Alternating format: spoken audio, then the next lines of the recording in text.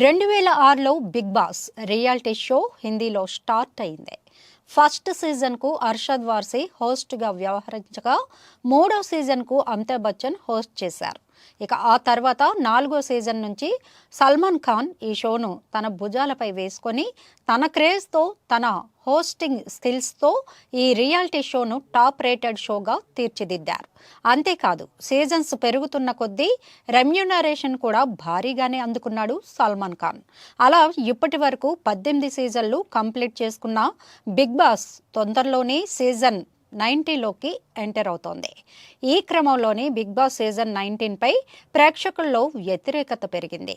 Big boss season 18 పరమచెత్త అనే comment రావడం, TRP రేటింగ్లో చాలా వెనుకబడిపోవడంతో ఆ ఎఫెక్ట్ సీజన్ 19 పై పడింది.